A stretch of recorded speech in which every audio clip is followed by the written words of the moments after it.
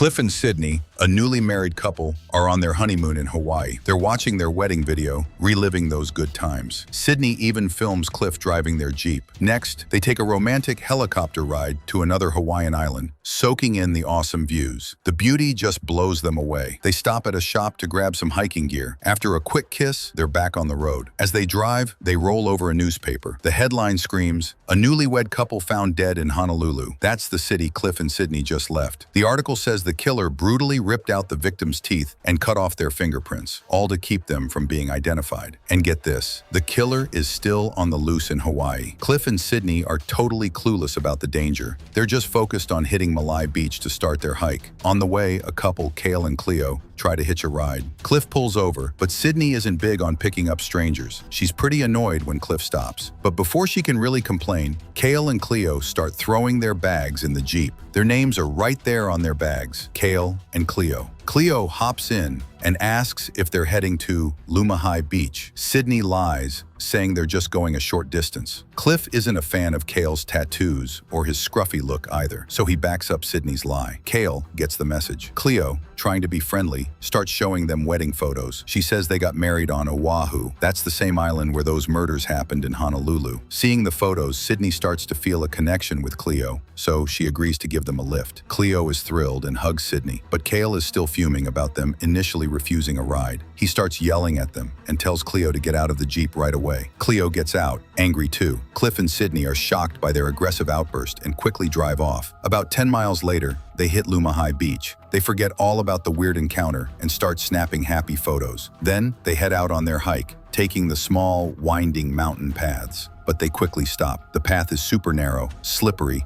and there are sharp rocks in the deep gorge below. They're hesitant to go on. Just then, a guy named Nick comes walking down the path. Nick easily crosses the tricky spot, totally fearless. He guides Cliff and Sydney, telling them they need to move fast to get across. Nick's guidance gives Cliff courage, and he makes it across too. Sydney tries to follow, but a helicopter flies overhead. The noise startles Sydney, and she almost falls into the ravine. Cliff grabs her hand and pulls her back from the brink of death. That close call really shakes Sydney. They thank Nick and continue their journey with him. Nick feels like he's seen Cliff somewhere before. He asks Cliff if he works in TV. Cliff says Nick is probably mistaken because they've just met. He explains he doesn't work in TV, but he's an up-and-coming screenwriter, and his first script is already being made into a film. Further down the trail, they run into three scared girls. They're stressed because their phones have no signal. One girl tells him that when she briefly got a signal, her dad called and told her about the newlywed murder in Honolulu. She says the police found out the killer is a young couple. That's why they were searching for a signal to learn more. Cliff and Sydney are terrified when they hear this. Since they just came from Honolulu, Cliff and Nick immediately check their phones, but still no signal. Cliff is so scared he wants to turn back, but Sydney doesn't want to cut their honeymoon short. She tries to calm Cliff, saying the incident happened in Honolulu on Oahu, and they're on a different island, Kauai, so they don't need to worry. The three continue their trek. After a bit, they stop. Sydney and Cliff were planning to head to a beach, but Nick is going to a secret waterfall. Sydney read about the secret waterfall in her guidebook and is excited to go with Nick. Nick is cool with them joining, but Cliff tries to stop Sydney, saying they shouldn't invade Nick's privacy. Nick walks on ahead. Then Cliff sees Kale and Cleo approaching from behind, the same couple who got angry when Cliff and Sydney wouldn't give them a lift. Scared, Cliff changes his mind and decides to stick with Nick. Sydney is happy. They follow Nick again. After about a mile, they reach the secret waterfall.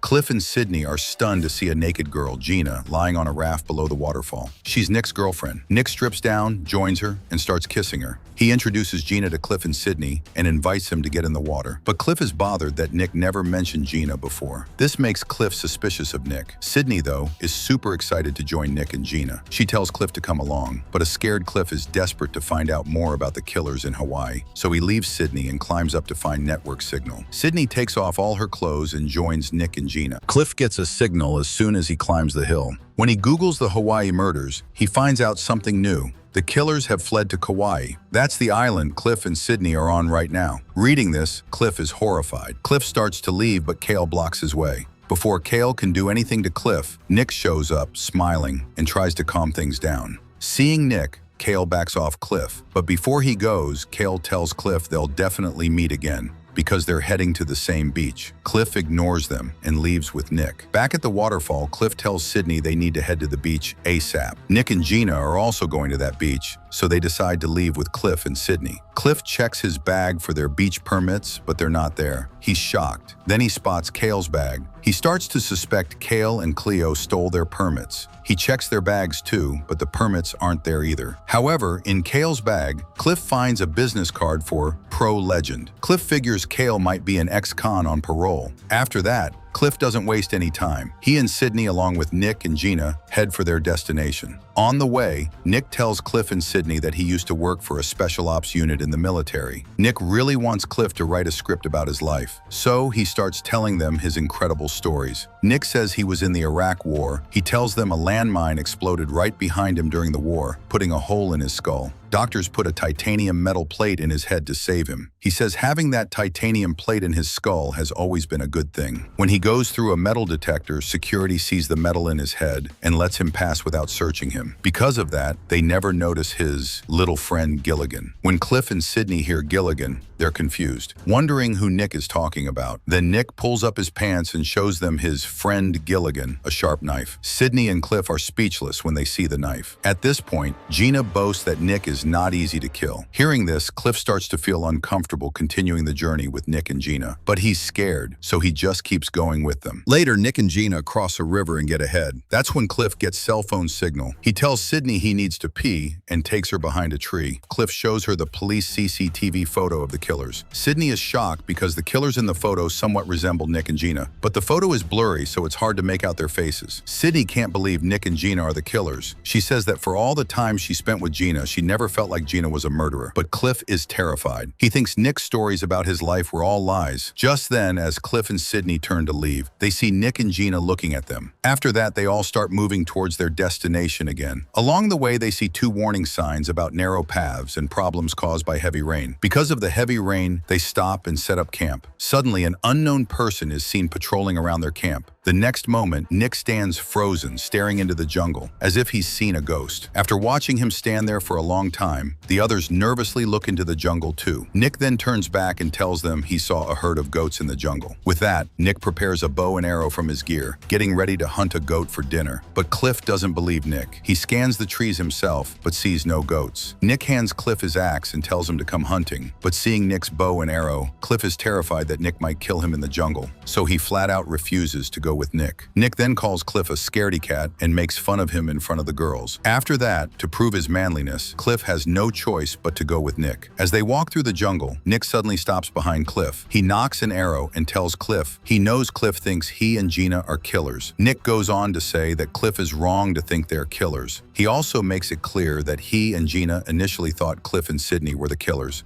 But Cliff's suspicions about Nick haven't gone away. He asks Nick why he's hunting when he hasn't seen any goats. Nick tells him that someone is following them. He saw the shadows of 2 people in the jungle, so he's here to find them, not to hunt. Cliff gets scared and tries to go to Sydney to protect her, but Nick stops him, saying that if Gina is with Sydney, he doesn't need to worry. After saying that, Nick starts his investigation. Meanwhile, Sydney and Gina are sitting in the camp, talking. Gina asks Sydney if she's ever been attracted to anyone other than Cliff. Sydney says she only wants to have children with Cliff and live a peaceful life. Gina doesn't believe her, saying that no one's life is perfect and everyone has a past. Then Sydney reveals a secret she's kept buried in her heart for years. She says that before Cliff, there was a guy named Rocky in her life. Everyone thought Rocky was a decent guy. She became obsessed with his dark and risky style. Then one night, Rocky took her on a date to a lake. They were wrapped up in their passion, but then Rocky turned on the car's headlights and told Sydney to go outside the car and look in a pile of leaves. When she looked in the pile of leaves, she found a dead neighborhood dog. Rocky had strangled it himself. He also threatened Sydney that if she ever told anyone, he would kill her too. Sydney gets very emotional telling this story. Gina asks Sydney if she ever told anyone about it. Sydney says she never told anyone until now. In the jungle, Nick continues to scare and tease Cliff as he searches for the killer,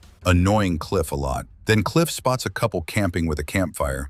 Seeing them, Cliff stops and quietly calls Nick to look at them too. But Nick doesn't hear him and keeps going on his own. When Cliff goes to look at the couple, he only sees a girl there now. But the next moment, a guy suddenly appears behind Cliff. As soon as Cliff senses him, he pounces on him with his axe. But then Cliff sees that the guy is just the worker from the shop where they bought their hiking gear. The worker was only there to return Cliff's permit, which Cliff had forgotten at their shop. After learning this, Cliff lets him go, apologizes, and returns to camp. Sometime later, Nick also returns to camp with a hunted goat. Gina and Nick butcher the goat so brutally that it makes Cliff and Sydney's hearts sink just watching them. Seeing Gina and Nick's vicious behavior, Sydney is now convinced that Nick and Gina are indeed the real killers. Thinking this, Cliff and Sydney are terrified. They go into their tent and start making a plan to escape from them. Cliff explains that they can't just run away from them because they are in a secluded area and the beach is 2 miles away. So they'll have to act happy and friendly with Nick and Gina until they reach the beach, so they don't suspect that Cliff and Sydney know their true nature. Sydney thinks Cliff is right. After that, they both fall asleep. The next morning, Cliff hears a helicopter and comes out of the tent. He sees that the police are searching for the killers by helicopter. Luckily, a little later, the police find the real killers hiding in the jungle. When Cliff, Sydney, and Gina run to see the killers, they find out it's none other than Cale and Cleo. The police find some tools in the teeth of the murdered people as evidence with them. So the police immediately arrest both of them. Both Cale and Cleo keep pleading their innocence to the police, but the police don't listen and take them away. Seeing this, Gina, Sydney, and Cliff become carefree. Then Gina reveals to Cliff and Sydney that she actually suspected them of being the killers. Cliff and Sydney also tell Gina that they both suspected Gina and Nick. Hearing this, the three of them look at each other and laugh. Now that the killers have been caught, the four of them, feeling carefree, head towards the beach with new enthusiasm. They capture some beautiful memories on their camera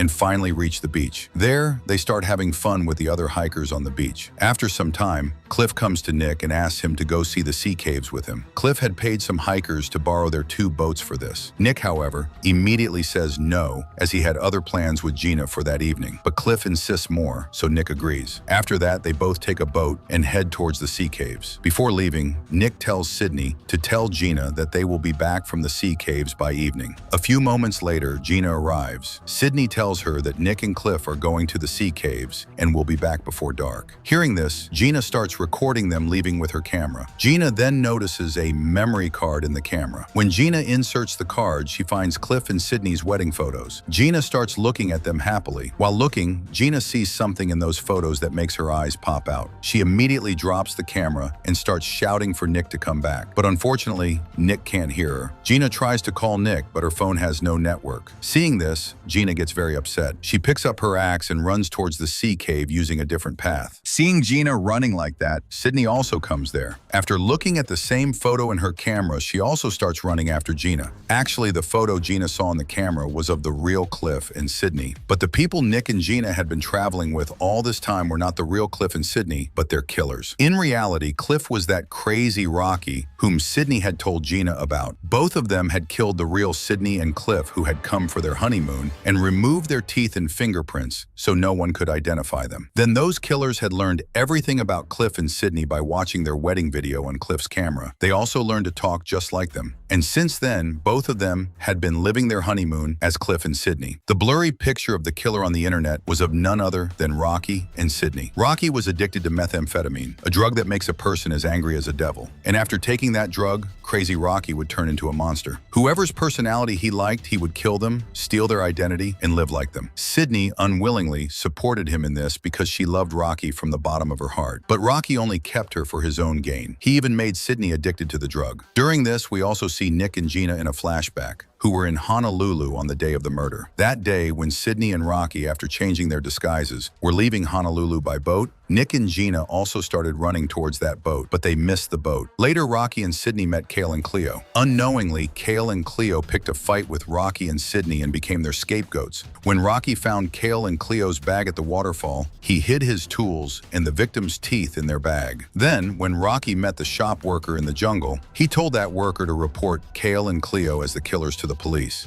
And then as soon as that worker informed the police arrested Cale and Cleo with evidence. In this way, Rocky and Sydney cleverly tricked the police and were still freely roaming in Hawaii. During their journey, when Sydney and Rocky met Nick and Gina, they decided to make Nick and Gina their next victims so they could also steal their identities. As soon as Gina found out the truth about Rocky and Sydney, she left for the sea caves via the mountain path. But she still hadn't found Nick. However, Rocky had already taken Nick to the sea caves. Meanwhile, Nick notices Rocky's strange and twisted words and realizes that Rocky's personality has suddenly changed. As soon as Nick senses something wrong with Rocky's behavior, he becomes cautious of Rocky. Then Rocky takes off his glasses and breaks them. As soon as Nick feels threatened by Rocky, he takes his knife in his hand. But before he could use the knife, Rocky shot Nick with his gun. Just then, Gina also arrives there. She screams when she sees Nick dying. Seeing her, Rocky also fires wildly at her, but Gina dodges and survives. But unfortunately, Sydney also arrived there chasing Gina. She was moving towards Gina with a knife. Seeing her, Gina also picks up her axe. But Sydney jumps on her, causing Gina's axe to fall and roll down the hill. It lands very close to Rocky and goes into Nick's boat. After that, Gina and Sydney start fighting.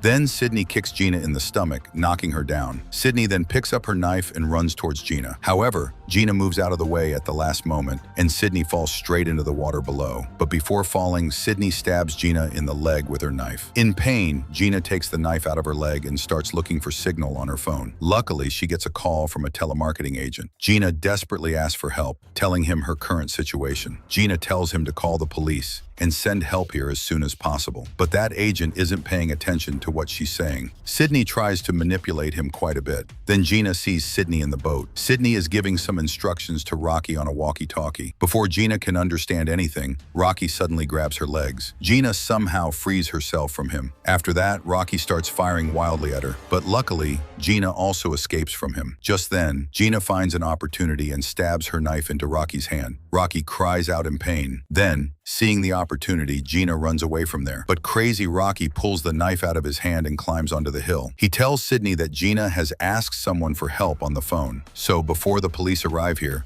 Rocky tells Sydney to go to the beach and mislead the police.